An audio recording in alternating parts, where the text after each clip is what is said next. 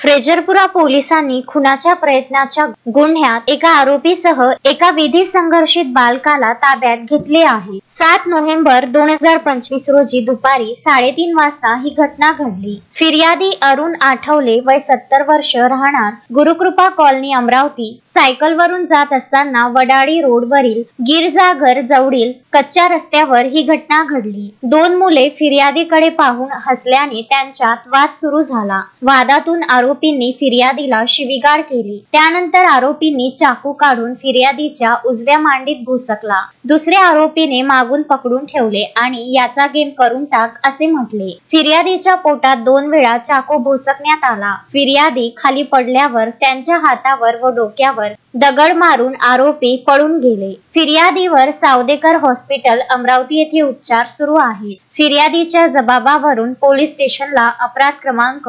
906/2025 कलम 109(1), 115(2), 351(2), 352, 3-5 BNS प्रमाणे गुन्हा दाखल करण्यात आला। आरोपी साहिल भगत, वय 19 वर्ष, राहणार अशोक वाटिका, वडाळी, अमरावती, एक विधी संघर्षित बालक यांना ताब्यात घेण्यात आले। प्राथमिक तपासात वादामधून जीवाने ठार मारण्याच्या उद्देशाने चाकूने वार केल्याचे निष्पन्न झाले आहे। या कामगिरीसाठी पोलीस आयुक्त अरविंद सावरिया, पोलीस उपायुक्त गणेश शिंदे, सहाय्यक पोलीस आयुक्त कैलास पुणकर यांच्या मार्गदर्शनाखाली फ्रेजरपुरा पोलीस स्टेशनचे पोलीस निरीक्षक रोशन सिरसाट आणि इतर पोलीस अधिकारी व कर्मचाऱ्यांनी परिश्रम घेतले। गुन्ह्याचा पुढील तपास सुरू आहे। शोएब खान, विदर्भ न्यूज, अमरावती।